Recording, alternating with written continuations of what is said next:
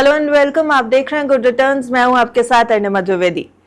इस हफ्ते भी सौदा खरा खरा के वीडियो में हम बात करने वाले हैं म्यूचुअल फंड्स के बारे में। देखिए, पिछली बार हमने आपको बताया था कि अगर आप बाजार की वोलेटिलिटी से थोड़ा डर रहे हैं, थोड़ा उतार चढ़ाव से पैनिक मोड में हैं, तो म्यूचुअल फंड्स में इन्वेस्टमेंट आपको बचा सकता है। ये बचा सकता है कि आपके पोर्टफोलियो उसको बैलेंस कर सकता है। अगर आप म्यूचुअल फंड इन्वेस्टर नहीं है तो आपको म्यूचुअल फंड्स को कंसीडर करना चाहिए और किस तरीके के सेक्टर्स को ध्यान में रखना चाहिए, किस तरीके के फंड्स में आपको पैसा लगाना चाहिए, ये सब कुछ हमने डिस्कस किया था। लेकिन आज बात उन व्यूअर्स के बारे में भी जो म्यूचुअल फंड में इन्वेस्ट तो करते हैं लेकिन वहां पर भी उनके पोर्टफोलियोज पर डेंट लगा हुआ है। क्योंकि सवाल कई हैं। ये जरूर समझ में आ रहा है कि बाजार वॉलेटाइल है, लेकिन ये समझ में नहीं आ रहा कि हमारे म्यूचुअल फंड पोर्टफोलियोज में जो लाल निशान दिख रहा है इसको बैलेंस कैसे करें। क्या एसेट एलोकेशन करने की जरूरत है, क्या किसी स्पेसिफिक फंड में ज्यादा एलोकेशन देने की जरूरत है। और सबसे ज्यादा फंसे हुए वो व्यूअर्स और वो निवेशक हैं हमारे जिन्होंने थीमेटिक फंड्स में निवेश कर रखा है। अब थीमेटिक फंड्स में निवेश करके अगर आपका पोर्टफोलियो फंसा हुआ है तो ये वीडियो आपकी काफी ज्यादा हेल्प कर सकता है, इसलिए वीडियो में हमारे साथ अंत तक जरूर बने रहिएगा। और इन सभी चीजों पर बात करने के लिए आज हमारे साथ एक बेहद खास मेहमान मौजूद है। हमारे साथ इस समय हर्षद चेतनवाला जी हैं। Sir, welcome to good returns. नमस्कार Arnima ji, thank you. Sir, इससे पहले कि हम म्यूचुअल फंड इंडस्ट्री पे आए, थोड़ा सा बाजार के मूड माहौल को समझना भी बेहद जरूरी है, क्योंकि मार्केट काफी वॉलेटाइल है। बहुत सारी जियोपॉलिटिकल न्यूज ऐसी हैं जो मार्केट को अफेक्ट कर रही हैं और हर न्यूज फ्लो पर बाजार रिएक्ट कर रहा है। फिलहाल क्या नजर आ रहा है बाजार के लिए? लॉन्ग टर्म पर्सपेक्टिव कैसा है इस समय? एंट्री के लिए सही समय है या नहीं? वैल्यूएशंस कैसे हैं? बहुत सवाल है। तो बिल्कुल आप सही कह रहे हैं, सवाल बहुत सारे हैं और जवाब जो है वो बहुत ही लिमिटेड है आज के समय में। बिकॉज अगर आप देखें कि जब से ये कॉन्फ्लिक्ट स्टार्ट हुआ है, ओके, तब से अगर आप देखेंगे तो ये जो पर्टिकुलर कॉन्फ्लिक्ट जो है ये इन्फ्लेशनरी नेचर है अपना। और ये जो है इसमें अगर आप देखेंगे धीरे धीरे करके इन्फ्लेशन और बढ़ सकता है, जो स्वाभाविक है। क्योंकि अगर आप देखें क्रूड प्राइसेस जो है अक्रॉस द वर्ल्ड, अगर आप देखेंगे तो जो फ्यूल प्राइसेस है अक्रॉस द वर्ल्ड जो है ऑलमोस्ट 120 देशों ने वहां पे प्राइसेस बढ़ाया है। इंडिया ने अभी जस्ट शुरू किया है प्राइसेस बढ़ाना। और जरूरी नहीं है कि अभी तक जितना बढ़ा है उतना ही प्राइस वही रहेगा, बिकॉज एक हद तक जो है ना गवर्नमेंट भी उसको कंट्रोल या सस्टेन कर पाएंगे, राइट। तो ये कॉन्फ्लिक्ट जो है थोड़ा इन्फ्लेशनरी नेचर है और इन्फ्लेशन आगे जाके बढ़ेगा। जैसे इन्फ्लेशन बढ़ेगा बिकॉज महंगाई बढ़ेगी तो कंजम्पशन कहीं ना कहीं उस पर इम्पैक्ट आएगा। तो इम्पोर्टेंट पॉइंट ये है कि हम और आप और हमारे दर्शक जैसे जो निवेशक है, जो लॉन्ग टर्म के लिए निवेश कर रहे हैं, जो इक्विटीज में निवेश कर रहे हैं, इम्पोर्टेंट चीज ये है कि हम आज के समय में जो रिटर्न एक्सपेक्टेशंस जो है खास करके इस पर्टिकुलर ईयर का, उसको थोड़ा सा टोन डाउन रखें, इसको थोड़ा सा रेस्ट्रिक्टेड रखें, राइट। क्योंकि इस चीज से बाहर आने के लिए थोड़ा समय लगेगा। ऐसा नहीं है कि सब कुछ खराब हो चुका है। इंडिया अगर आप देखेंगे तो अगर स्टॉक मार्केट को भी देखेंगे तो वॉर के पहले अगर आप देखेंगे तो इंडिया ऑलमोस्ट वापस 85,000 के जो सेंसेक्स है वहां तक इंडिया का स्टॉक मार्केट गया था। ओके, वो इसलिए गया था क्योंकि गवर्नमेंट के जो टैक्स कलेक्शन है वो अच्छे नजर आ रहे थे, कॉर्पोरेट अर्निंग्स वापस से बेटर हो रहे थे। ओके, कंपनीज जो है, बहुत सारी कंपनीज जो है वो रेवेन्यूज को पॉजिटिवली आगे की तरफ देख रही थी। ओके, तो ऐसा नहीं है कि ये जो इश्यू है ये इंडिया रिलेटेड इश्यू नहीं है, ये इश्यू ग्लोबल इश्यू है। और ऐसा नहीं है कि इंडिया में प्रॉब्लम है, ये ग्लोबल इश्यू है। तो ग्लोबल इश्यू को टैकल करने के लिए समय लगेगा और उसको और भी समय लगेगा, क्योंकि मोस्ट इम्पॉर्टेंटली क्या है कि जब तक ये कॉन्फ्लिक्ट पे कहीं ना कहीं कुछ कंक्लूजन नहीं आता या फिर कुछ नए नए जरिए नहीं बनते जहां से आपका from a crude supply perspective, और ये ओवरनाइट नहीं होता, राइट। तो आइडिया सिंपल सा है कि आज के समय में अगर हम, आप और हमारे दर्शक जैसे निवेशक अगर इन्वेस्टेड हैं, तो जब हमने इक्विटीज में इन्वेस्ट किया होगा, इक्विटी म्यूचुअल फंड्स में इन्वेस्ट किया होगा, तो हमने एक टाइम होराइजन पकड़ के इन्वेस्ट किया है कि कम से कम ये पैसा जो है हमें 5 साल 7 साल के बाद ही हमको देखना है या निकालना है, हम्म। राइट? तो होराइजन अगर आपका बराबर है तो आप आपको पैनिक होने की जरूरत नहीं है। ये सिचुएशन पैनिक होने का नहीं होता। और बहुत पुरानी कहावत होती है जहाँ पे कहते हैं कि जब सब डरे हुए रहते हैं ना, तब आप सोच समझ के निवेश कीजिए, आपको बिल्कुल हेल्पफुल होगा, राइट? तो ये जो चीजें हैं वो आपको दिमाग में रखनी है जब आप आज के समय में निवेश करना चाहते हो, या फिर अब तक आपने निवेश करके आप अभी जो है, चलो मान लीजिए इतने सारे न्यूज आ रहे हैं। और इम्पोर्टेंट चीज एक और चीज ये है कि जी। जो जो स्टॉक मार्केट या फिर कंपनीज में रिटर्न्स जो है ना, वो कंपनीज का परफॉर्मेंस बनाता है, सुर्खियां नहीं। ओके, हाँ। तो आज के समय में आज जो भी हम देखेंगे, कहीं भी कोई भी न्यूज़पेपर खोल लिया तो सारी सुर्खियां यही बोल रही है कि चलो इंडिया में दिन खराब आ रहे हैं, बहुत बड़े दिन पूरा टाइम आने वाला है। ओके, हम्म। तो ये ज्यादा ग्लोबल इशू है, डोमेस्टिक इशू नहीं है। कुछ कुछ चीजें हैं जहां पे मैं ये मानता हूं कि आई थिंक, और उस पे गवर्नमेंट और आरबीआई ने अपना स्टेप्स लेना, धीरे धीरे करके स्टेप्स लेना शुरू किया है, खास करके जो रुपी का जो डेप्रिसिएशन है हम्म। उस पे। और अगर वो भी देखें तो रुपी डेप्रिसिएशन अगर आप देखें तो पिछला 1 डेढ़ साल में जो डेप्रिसिएशन हुआ है, लेकिन उसके पहले अगर हम 2 3 साल जाए तो रुपी काफी स्टेबल रहा है डॉलर हम्म। के कंपैरिजन में। तो कहीं ना कहीं वो पूरे पीरियड का जो ट्रिकलिंग इफेक्ट है, ओके, वो भी आ रहा है।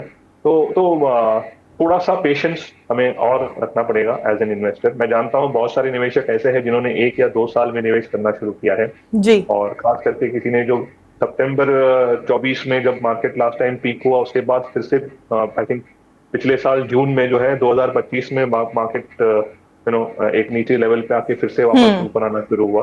ओके, और अब जो है हम फिर से, तो मोटा मोटा आप देखेंगे पिछले 2 साल में जो भी निवेशक ने इन्वेस्ट किया है, उनका रिटर्न जो है वो आइदर नेगेटिव है या फिर वो लोअर सिंगल डिजिट के रिटर्न दिखा रहे हैं। हम्म। और उनका भी जो जिन्होंने एसआईपी रूट से किया है। तो ये सारी चीजें जो है, ये मार्केट साइकिल्स है। कुछ मार्केट साइकिल्स जल्दी समय में खत्म हो जाते हैं। लोग ये उम्मीद नहीं रखते हैं कि क्या होता है, कि लोगों की ये उम्मीद है कि जिस तरह से कोविड का जो रिटर्न आया, राइट, कि कोविड का जो फेज आया कि 6 महीने तक मार्केट जो है, 6 महीना भी नहीं, उससे उससे कम पीरियड में मार्केट जो है नीचे गिरता गया, और फिर उसके बाद जो सर्ज हुआ वो काफी बड़ा सर्ज था। तो वो हम्म। एक्सपेक्टेशंस ना रखें। ओके, वो ऐसा हर हर क्राइसिस में नहीं होता। और अगर मार्केट की बात करें तो मैं कल ही किसी मीटिंग के लिए मैं ये कर रहा था, तो इस कैलेंडर ईयर में अगर देखें तो वाईटीडी टर्म्स में मार्केट जो है अराउंड 12% से नीचे है, और वॉर के बाद अराउंड 7.5 8% से हम्म। नीचे है। ओके, तो ये अच्छा टाइम होता है किसी भी निवेशक को धीरे धीरे करके इन्वेस्ट करने का, क्योंकि आप उसी समय में निवेश करें जब मार्केट थोड़ा सा वोलेटाइल हो, मार्केट में ज्यादा अपॉर्चुनिटीज हो, या हम्म। तो वो आपको हेल्पफुल हो जाएगा। ओके, आज के जी। समय में एसआईपी बिल्कुल आप कर सकते हैं। जिनकी एसआईपी चल रही है उसको स्टॉप ना करें। एक बहुत हम्म। ही इम्पोर्टेंट मैसेज मैं आपके थ्रू देना चाहता हूँ। और अगर आपके पास लमसम पैसा है तो उसको स्प्रेड अक्रॉस कीजिए। मैं आपके शोज पे बहुत समय पहले भी आ रहा हूँ, अभी भी मैं आपको कभी भी मैंने वही कहा होगा, और आज भी जी। मैं वही कह रहा हूँ कि थोड़ा सा स्टैगर्ड मैनर में निवेश कीजिए अगर आपके पास लमसम पैसा है तो। हम्म। सर, लेकिन निवेश तो कर लेंगे, सवाल ये कि क्या ये मार्केट जो अभी दिख रहा है ये वेल्थ क्रिएशन की अपॉर्चुनिटी देगा, पैसा बनाने देगा? क्यों पूछ रही हूं, क्योंकि कई रिपोर्ट्स पढ़ी और कुछ रिपोर्ट्स में ये कहा गया कि 3 से 6 महीनों में मार्केट 5 से 15% और करेक्ट भी हो सकता है वहां पर जहां पर हाई वैल्यूएशंस है। ऑलरेडी बहुत सारे सेक्टर्स में, बहुत सारे स्टॉक्स में वैल्यूएशंस नीचे आ चुकी हैं। कई रिपोर्ट्स कहती हैं अट्रैक्टिव वैल्यूएशंस है, लेकिन कई रिपोर्ट्स अभी भी इसको हाई वैल्यूएशन ही बोल रही हैं। तो क्या सच में बाजार वेल्थ क्रिएशन का मौका देगा, और अगर देगा तो है कहां पे हाई वैल्यूएशंस जहां से दूरी बनाए? जी, तो देखिए, आज के समय में भी अगर आप देखेंगे तो लार्ज कैप का जो वैल्यूएशन है, एज अगर मैं मार्केट कैप के हिसाब से कहूँ तो लार्ज हम्म। कैप्स काफी अच्छे लग रहे हैं वैल्यूएशन पर्सपेक्टिव से। हम्म। ओके, मिड कैप अगर हम बात करें तो बीच में है, और स्मॉल कैप्स आज भी हाई वैल्यू, उनका वैल्यूएशन आज भी हाई है hmm. Despite of this entire stuff, right? तो जी। कहीं ना कहीं हमें जो है, आज के समय में अगर ऑप्शन है तो large cap oriented investments better होंगे, ठीक है। लेकिन फिर क्या होता है कि जब मार्केट साइकिल चेंज होता है ना, ओके, हम्म। तो स्मॉल कैप मिड कैप दौड़ते भी वैसे ही है, और जब मार्केट साइकिल दूसरी तरफ जाता है तो उतना अंडर परफॉर्म भी करते हैं। इसके लिए हमेशा हम कहते हैं कि एक एलोकेशन अप्रोच रखें। ओके, जहाँ पे अगर आपको अगर पोर्टफोलियो कुछ समय के लिए बनाना है और इवन वेल्थ क्रिएशन के लिए बनाना है, तो वेल्थ क्रिएशन अरुणिमा जी बनता है आप जब निवेश को सालों रखते हो तो, हम्म। राइट। वेल्थ क्रिएशन जो है वो 3 महीने, 6 महीने में, 1 साल में, 2 साल में नहीं बनता। वेल्थ क्रिएशन के लिए आपको 5, 7, 10 साल आप रखें तो आप रिटर्न्स बनाएंगे, राइट। हम्म। आप कोई भी पोर्टफोलियो ले लीजिए जिन्होंने पिछले 10 साल में इन्वेस्टमेंट किया होगा या फिर 10 साल के ऊपर किया होगा, आज despite of all these things जो हम डिस्कस कर रहे हैं, उनका पोर्टफोलियो जिस तरह से उन्होंने इन्वेस्ट किया होगा वो 12 से 15% का CAGR आराम से आपको पोर्टफोलियो दिखाता होगा, हम्म। राइट। तो पैसा जो है वो समय देने पर बनता है। ओके, अच्छी कंपनीज में या फिर अच्छे पोर्टफोलियोज में निवेश करने से आपका पैसा जो है वो बनता है। ओके, और valuations of course, from a valuation perspective, जैसा मैंने कहा कि लार्ज कैप्स, एटलीस्ट हमारे व्यू में तो लार्ज कैप्स बेटर नजर आ रहे हैं। जी। मिड कैप्स में भी कुछ कुछ अपॉर्चुनिटीज है और हम्म। स्मॉल कैप्स थोड़ा सा एक्सपेंसिव है। तो तो हर एक इन्वेस्टमेंट्स का एक जोन होता है जहां पे आप उसको अप्रोच कर पाए, हम्म। राइट। ठीक है। तो एक होता है वैल्यूएशन, दूसरा होता है आपका टाइम होराइजन बहुत मायने रखता है, राइट। ठीक है। तो वो टाइम होराइजन को आप प्रॉपरली सेट करें, ठीक है, हम्म। और उसके हिसाब से आगे बढ़ेंगे। तो वेल्थ क्रिएशन अपॉर्चुनिटी कब बनता है अरुणिमा जी? जब जब मार्केट नीचे हो, आपके पास पैसा हो, आप उसको निवेश करें और पेशेंसली, कंपाउंडिंग जो है ना, ये हम्म। उसको कोई बीट नहीं कर सकता। ओके, और compounding will be more effective जब मार्केट नीचे हो और आपने इन्वेस्ट किया है और आप कुछ पेशेंसली वेट करें जब वो मार्केट ऊपर जाए। ओके, हम्म। तो आपको जो बेनिफिट जो है वो अच्छा मिलता है। जी। एक और आंकड़ा रख रही हूं सर आपके सामने। आईसीआरए के नंबर्स हैं, आंकड़ों के हिसाब से सेक्टोरल और थीमेटिक फंड्स पिछले साल इसी महीने की अगर हम बात करें, यानी अप्रैल के आसपास की बात करेंगे, क्योंकि मई का महीना तो अभी आंकड़े आए नहीं है उसके, अप्रैल के महीने की अगर हम बात करें तो उसके कंपैरिजन में इस साल सेम अप्रैल में 88% तक गिर चुके हैं। थीमेटिक और सेक्टोरल फंड्स की मैं बात कर रही हूं, ठीक है। अब सवाल ये कि क्या थीमेटिक फंड्स में निवेश सही रणनीति नहीं है? आखिर क्यों निवेशक थोड़े से कॉशियस हो गए हैं थीमेटिक फंड्स को लेकर के? और जिन लोगों ने ऑलरेडी निवेश कर रखा है, क्या उन्होंने कोई गलती कर दी है, नहीं करना चाहिए था? देखिए, आपके शो पे हम बहुत समय से आ रहे हैं और हमने कुछ कुछ समय ये भी कहा है कि थीमेटिक फंड जो है ज्यादा होता है, क्योंकि हम्म। स्वाभाविक है कि वो एक सेक्टर में निवेश करते हैं, एक एक एक पर्टिकुलर थीम में निवेश करते हैं, तो रिस्क हमेशा ज्यादा होगा, राइट। तो थीमेटिक फंड्स, ऐसा नहीं है कि थीमेटिक फंड्स में निवेश नहीं करना चाहिए। थीमेटिक फंड्स में आप निवेश करें जब आपका एक पोर्टफोलियो एक हद तक, थोड़ा सा स्टेबल पोर्टफोलियो एक डिसेंट अमाउंट तक पहुंच जाए, हम्म। और फिर एडिशनल पैसे पे अगर आपकी रिस्क लेने की क्षमता ज्यादा है, तब आप सेक्टोरल इन्वेस्टमेंट अगर करें तो वो आपको ओवरऑल एटलीस्ट वो रिस्क पर्सपेक्टिव से थोड़ा सा रिस्क कम हो जाएगा, क्योंकि आपका एक स्टेबल डाइवर्सिफाइड पोर्टफोलियो है और हम्म। आपके पास जो एडिशनल पैसा है उसमें आपने सेक्टोरल फंड में इन्वेस्ट किया है, राइट। और जिस जिस तरीके का फिलहाल अगर हम बात करें तो जिस तरह से जिस तरीके का एनवायरनमेंट है, बहुत सारे सेक्टर्स के लिए थोड़ा सा चैलेंज पहले से बना हुआ था और थोड़ा सा चैलेंजिंग हो जाएगा, हम्म। राइट। तो ये सारी चीजों को देखकर अगर आप हम देखें तो सेक्टोरल फंड जो है ज्यादा साइक्लिक हो जाएंगे, राइट। हम्म। उनका परफॉर्मेंस जो है वो डिपेंडेंट, काफी डिपेंडेंट है कि एनवायरनमेंट कैसा है उस पर्टिकुलर सेक्टर के लिए, हम्म। राइट। तो इसके लिए सेक्टोरल फंड एटलीस्ट हम सजेस्ट करते हैं कि जिन्हें भी निवेश करना है वो एक प्रॉपर अपना पोर्टफोलियो एक हद तक, जब अच्छा रीजनेबल अमाउंट का पोर्टफोलियो अगर है, हम्म। ओके, वो आपका इक्विटी डाइवर्सिफाइड फंड में है, स्टेबल पोर्टफोलियो, उसको बना दीजिए। उसके ऊपर अगर आपके पास पैसा है और रिस्क लेने की क्षमता है, तब हम्म। आप सेक्टोरल इन्वेस्टमेंट करिए। अब सेक्टोरल इन्वेस्टमेंट में भी क्या होता है कि अलग अलग सेक्टर्स और थीम्स हैं, राइट। ठीक है। तो और यूजुअली हमने देखा है कि बहुत से निवेशक जो है वो कोई भी पोर्टल हो गया या प्लेटफॉर्म हो गया, वहां पे जाकर परफॉर्मेंस के से सॉर्ट करते हैं और वहां हम्म। पे ज्यादातर कोई ना कोई सेक्टोरल फंड आ जाएगा और वहीं पे हम इन्वेस्ट करते हैं। ये जी। नेचुरल टेंडेंसी है, ऐसा ये हम्म। कहना गलत होगा कि ये जो है निवेशकों की गलती है। ये हम ह्यूमंस की नेचुरल टेंडेंसी है, हम इसी तरह से सोचते हैं कि जो अच्छा कर रहा है वो आजीवन अच्छा करता जाए, लेकिन ऐसा नहीं जी। होता, राइट। ओके, सो तो सेक्टोरल फंड्स में हमें ये ध्यान देना है कि अगर हमने किसी सेक्टर में निवेश किया है तो पहले तो हम उस सेक्टर को अच्छी तरह से समझे कि उसका क्या है, राइट। ठीक है, जैसे बीच में एक ट्रेंड आया जब सभी को पीएसयू में इन्वेस्ट करना था, ठीक है, फिर आया डिफेंस, ओके, बहुत पहले था फार्मा, आईटी, ये सब चलते रहेंगे। और ऐसा नहीं है कि इनमें कंपनीज जो है वो बुरी है। प्रॉब्लम है कि मेरा 100 का 100 रुपया जो है जो मैं निवेश कर रहा हूँ वो एक ही पर्टिकुलर सेक्टर में जा रहा है, और अगर उस समय वो सेक्टर का जो न्यूज जो है वो समझ लीजिए कि आपका फेवर में नहीं है, ओके, देन आपका पूरा 100 का 100 रुपया जो है वो हिट लेगा। इसलिए डाइवर्सिफाइड रणनीति हमेशा अच्छी होती है जहां पे सब सेक्टर्स में थोड़ा थोड़ा पैसा हो, ओके, और उसके हिसाब से आप आगे बढ़े। ठीक है, तो फिर एक आइडियल एलोकेशन थीमेटिक फंड्स का क्या होना चाहिए किसी के पोर्टफोलियो में?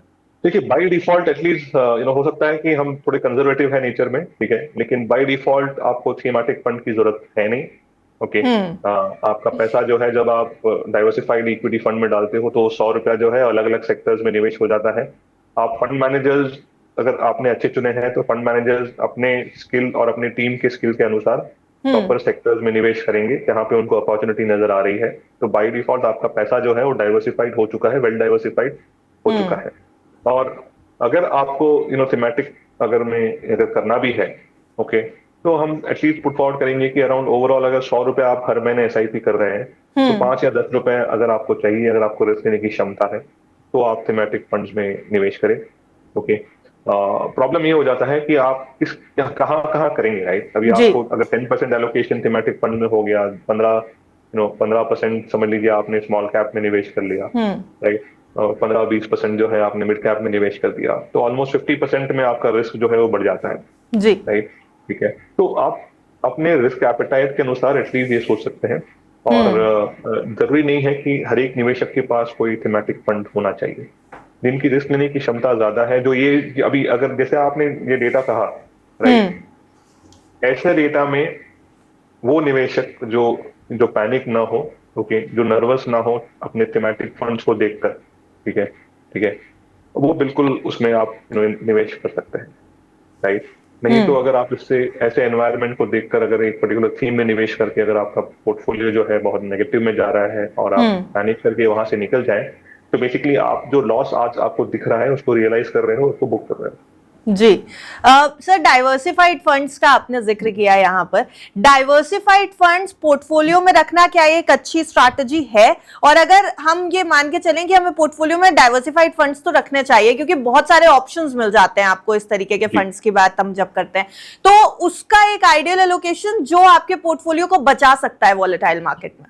तो देखिए, जब आप कोई भी पोर्टफोलियो बनाते हैं, जैसे ही आपने म्यूचुअल फंड में निवेश करना शुरू किया और आपने कैटेगरी कोई भी चुनी हो, large cap, large and mid cap, flexi cap, multi cap हो गया, फोकस्ड हो गया, या फिर आपने ब्लेंड बना दिया है कि उसमें मिड कैप और स्मॉल कैप फंड भी ऐड कर दिए हैं, ये सारे जो है ना, ये सारा फंड जो है वो डाइवर्सिफाइड इक्विटी फंड्स है, और आपका पैसा जो है वो हर एक सेक्टर्स में डिफरेंट सेक्टर्स में निवेश होगा, ओके, ठीक है। तो जब आप इस तरह से निवेश करेंगे, ठीक है, तो आपका पैसा जो है हमेशा डाइवर्सिफाइड ही रहेगा, ओके। और बेसिकली आपने 100 रुपया इससे ये आपके 100 रुपया जो है आपको निवेश करना है और आपने ये रणनीति अपनाई, तो आपका 100 रुपीज इज डाइवर्सिफाइड, ठीक है। हो सकता है कि देखा गया है कि डिपेंडिंग ऑन अगर आप 5 फंड में निवेश कर रहे हैं, डाइवर्सिफाइड है, और 5 फंड को एक साथ देखेंगे तो बैंकिंग एंड फाइनेंशियल सर्विसेज हो सकता है कि 25-30% हो गया एक sector at portfolio level, right, okay. फिर कंजम्पशन आ सकता है, मटेरियल्स आ सकता है, आपका आईटी आ सकता है, फार्मा आ सकता है, राइट। तो उसके हिसाब से, ओके, तो उसमें जो है ना डाइवर्सिफिकेशन आपका प्रॉपर हो जाता है, ओके, रादर देन आप खुद जो है वो 5-6 सेक्टर को सोच के फिर उसमें आप निवेश करने का प्रयास करो। जी, सर इस शो में हमारा एक सेगमेंट होता है कि निवेशक क्या करें, और क्योंकि हम थीमेटिक फंड्स की बात कर रहे हैं और मैंने शुरुआत में ही कहा था कि थीमेटिक फंड्स में कई ऐसे निवेशक हैं जो ऑलरेडी इन्वेस्ट कर चुके हैं और उन्होंने होराइजन जो है वो बहुत आगे का रखा था, लेकिन अब ये ऐसा समय है जहां पर उनको डेंट पड़ता दिख रहा है पोर्टफोलियो में और पैनिक सिचुएशन क्रिएटेड है। ऐसे निवेशकों के लिए मैं सवाल यही जानना चाहती हूँ कि क्या कुछ ऐसे कॉमन मिस्टेक्स हैं जिनको अभी रेक्टिफाई किया जा सकता है? थीमेटिक फंड्स की अगर मैं बात करूं तो क्या पोर्टफोलियो से पूरी तरीके से एग्जिट कर ले, थीमेटिक में से हट जाए पूरी तरीके से, या कुछ एलोकेशन निकाल के किसी और तरीके के फंड में डालें? क्या ऐसी गलतियां हो सकती हैं कॉमन जिनको अभी रेक्टिफाई करके पोर्टफोलियो बच सकता है? जी, तो देखिए, पहली चीज ये है अनिमा जी, कौन सा सेक्टर में निवेश किया है वो भी इम्पोर्टेंट है, राइट? ठीक है, जैसे कि अगर समझ लीजिए कि अगर हमने कंजम्पशन में किया है और समझ लीजिए कंजम्पशन पे चैलेंजेस आ सकते हैं आगे जाकर, ओके, तो सेक्टर जो है ना बहुत ही वो बहुत सब्जेक्टिव है, राइट? ठीक है, तो कौन सा सेक्टर किस तरह से करेगा उसका एक अंदाजा होना जरूरी है एज ए निवेशक, जी। राइट? ठीक है, अभी हो सकता है कि बहुत सारे निवेशक ऐसे हैं जिन्होंने अपना इन्वेस्टमेंट्स पहले से पार्क करके रखा है और लॉन्ग टर्म होराइजन से सोच के पार्क किया है, नो डाउट। ठीक है, और जो पॉइंट आपने कहा वो मैं वही मैं एक्चुअली एम्फसाइज करना चाहता हूँ कि जब हम किसी सेक्टर या फिर किसी भी फंड में निवेश करते हैं हम बोलते तो है कि हम 5 साल 10 साल हम रोकेंगे, ठीक है, ठीक है, लेकिन जब मार्केट जब आपका साथ नहीं देती है, आपका पोर्टफोलियो नेगेटिव में जाना शुरू होता है, आप किस तरह से बिहेव करते हैं ना वो बहुत जरूरी है, राइट? ओके, तो हालांकि मैंने सोचा होगा कि मैंने एबीसी सेक्टर में निवेश किया है और मैंने 5-7 साल के लिए इन्वेस्ट किया है, लेकिन आज मैं क्या करूंगा, ओके, या करूंगी, उसके ऊपर से वो डिफाइन होगा कि मैं किस तरह से आगे बढ़ूंगा, राइट? ओके, तो इसमें एक ही चीज है कि अगर आपका रेगुलर इन्वेस्टमेंट जा रहा है और वो आप देख रहे हैं कि सेक्टर जो है वो टफ फेज से गुजर रहा है, ओके, तो आप फर्दर इन्वेस्टमेंट्स को आप पॉज करके आपका नेक्स्ट पैसा जो है आप उसको थोड़ा सा डाइवर्सिफाइड में करने का प्रयास कीजिए, तो आप इस पोर्टफोलियो पे रिस्क जो है वो कम कर देंगे, राइट? ठीक है, और अगर आपने लमसम में निवेश किया है, ओके, और आप वेट, तो फिर तो उसमें आइडियली डिपेंडिंग कि कौन सा सेक्टर है, बिकॉज ऐसा नहीं है कि सारे सेक्टर्स अगर आज नेगेटिव में है तो हमेशा नेगेटिव में रहेंगे, ओके, कहीं ना कहीं वो you have to bite the bullet और आप उसको होल्ड करके रखें, नहीं तो फिर जब जिस दिन आपने लॉस बुक कर लिया, ओके, ठीक है, आप लॉस कब बुक करेंगे जब आपकी उम्मीद उस पर्टिकुलर इन्वेस्टमेंट से जरा भी नहीं है, या फिर आपको पैसा आज के आज चाहिए कुछ भी काम के लिए, राइट? इसी दो सिनेरियो में आप लॉस बुक करेंगे। अगर ये दोनों सिनेरियो नहीं है तो आप थोड़ा सा पेशेंस रखिए, उसको होल्ड कीजिए, ओके, और फर्दर पैसा जो है उसको डाइवर्सिफाइड में कीजिए, सो दैट इस पर्टिकुलर पोर्टफोलियो में, आपके पोर्टफोलियो में इस पर्टिकुलर इन्वेस्टमेंट में रिस्क जो है वो कम होता जाए। सर, बहुत ऑप्टिमिस्टिक आप थीमेटिक फंड्स पर हैं नहीं, पर फिर भी मैं जानना चाहती हूँ, कुछ तो थीम्स होंगी जो ऐसा लग रहा है कि पोर्टफोलियो में अगर रखें तो शायद आगे के लिए हमारा फाइनेंशियल वेल्थ जो है वो बेहतर तरीके से ग्रो करेगा। हैं कुछ ऐसी थीम्स जिनको ओवरऑल एवरग्रीन हम रडार पे रख सकते हैं?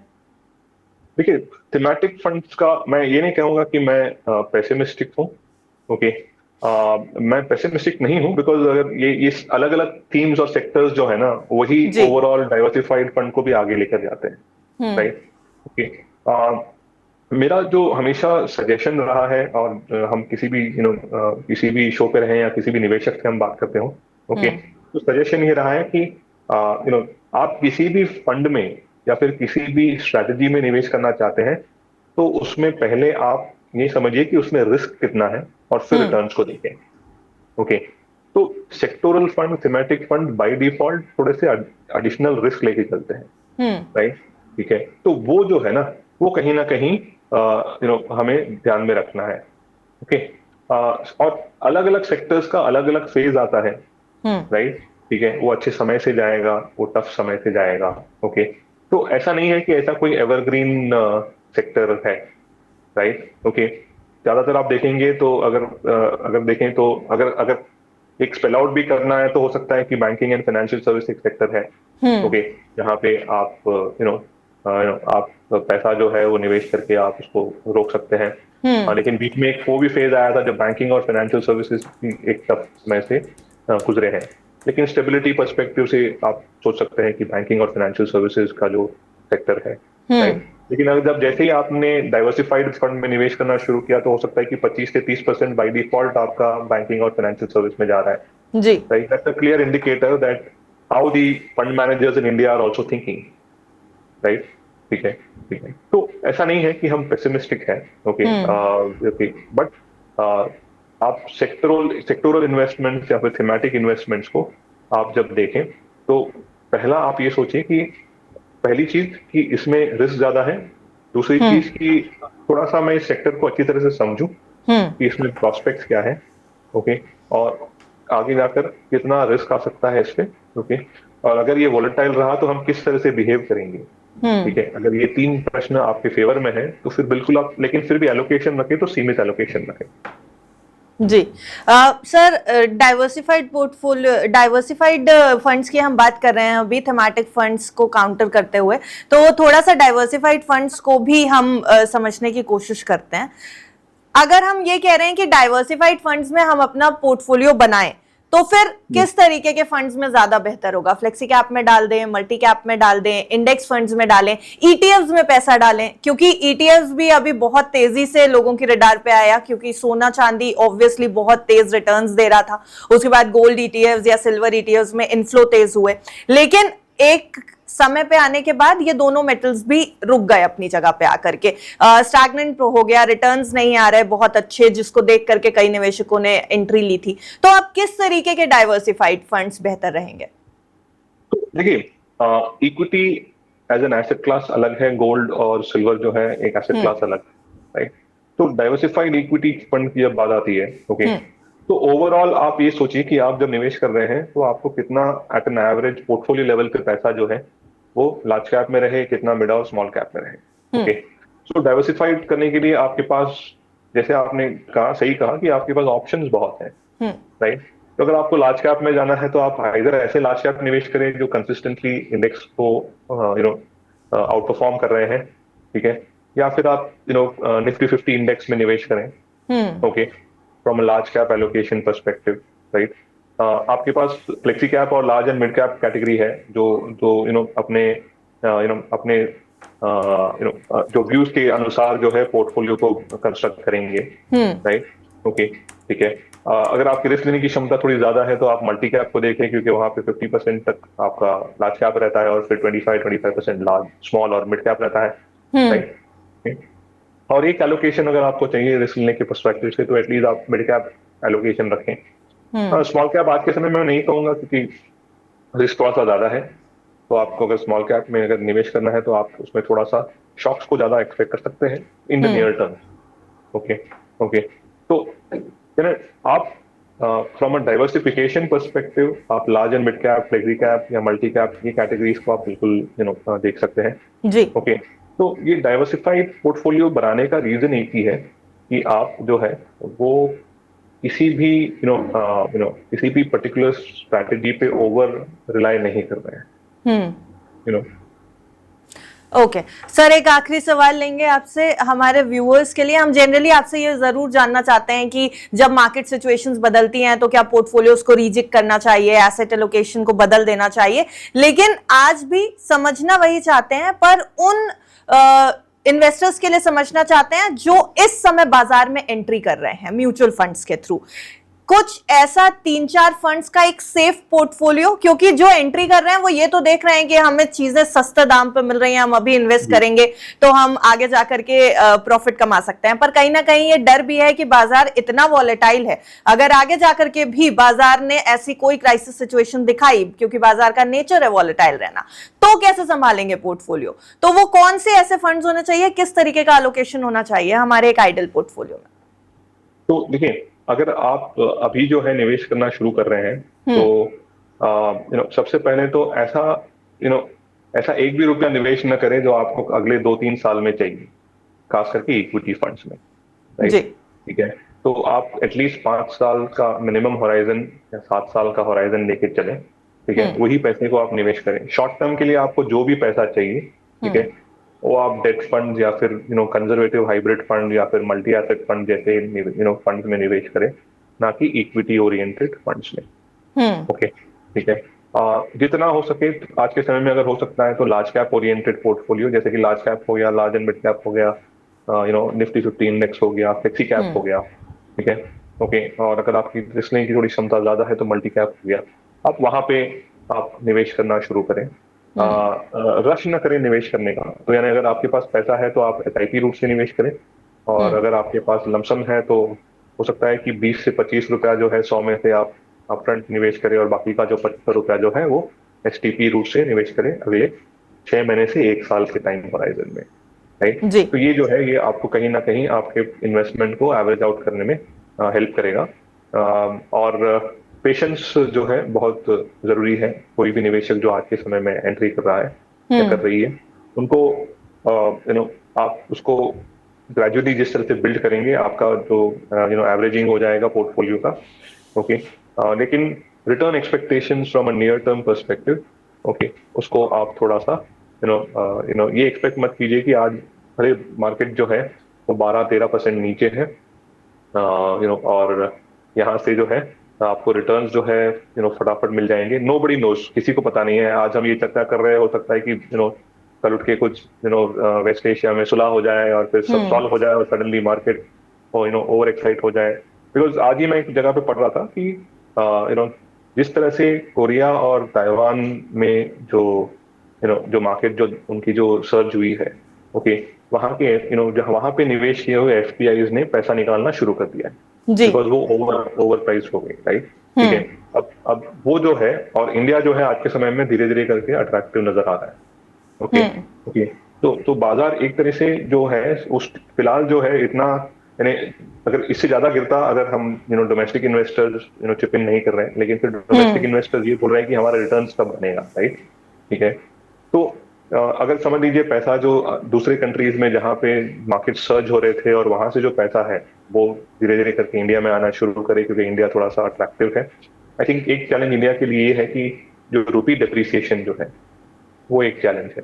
तो ये रूपी डिप्रिसिएशन का अगर थोड़ा सा धीरे धीरे करके स्टेबलाइज हो जाए, तो मैं ये मानता हूँ कि एटलीस्ट, बिकॉज जितने भी आप रिपोर्ट्स पढ़ेंगे, हो सकता है कि सारे रिपोर्ट्स ये बोल रहे हैं कि उन्होंने इंडिया का जीडीपी ग्रोथ का जो एक्सपेक्टेशंस है उन्होंने लोअर किया है। लेकिन एक चीज हम सब मिस कर रहे हैं, और या फिर हाईलाइट नहीं कर रहे हैं कि डिस्पाइट कि उन्होंने ग्रोथ एस्टिमेट जो है इंडिया का कम किया है, लेकिन across the world India is expected to be one of the best performing economy when you compare with other countries including developing countries, okay. तो ये हमको जो है ये हमको सोचना है, यानी इंडिया की ग्रोथ स्टोरी पे भरोसा रखना है और बाजार में उसी हिसाब से निवेश करना है। खासतौर से अपना म्यूचुअल फंड पोर्टफोलियो जो है आपको बहुत आगे के बारे में प्लान करके बनाना है। लेकिन सर एक सवाल और जब आप ये बता रहे थे तो मेरे दिमाग में आया है, मिड कैप और स्मॉल कैप में वैल्यूएशंस अट्रैक्टिव दिखने लगे हैं, लार्ज कैप से थोड़ा सा निकाल करके portion mid cap small cap में बढ़ाया जा सकता है क्या? नहीं, मैं आज के समय में ये कहूंगा कि लार्ज कैप आज भी अट्रैक्टिव है, एटलीस्ट हमारी राय में, ओके। मिड कैप्स में आप फिर भी थोड़ा सा एंटर कर सकते हैं, ओके। स्मॉल कैप को स्लो जाए वही बेटर है, एटलीस्ट हमारी राय में। जी, thank you so much Harshad आज हमारे साथ जुड़ने के लिए। आपकी साइड से सर कोई डिस्क्लेमर है क्या? जी नहीं, ऐसे कोई डिस्क्लेमर तो है नहीं, बट मैं एक ही चीज कहूंगा कि ये मार्केट एनवायरनमेंट ऐसा है जहाँ पे आप अपने रिक्वायरमेंट, अपने पोर्टफोलियो को अपने गोल्स के अनुसार निवेश करें, ओके। और अगर उसके लिए अगर आपको रीचेक करना है तो बिल्कुल आपके जो भी फाइनेंशियल एडवाइजर या प्लानर है, ओके, उसको कंसल्ट करके ही एक्ट करें। Thank you sir for joining us today. Thank you, धन्यवाद।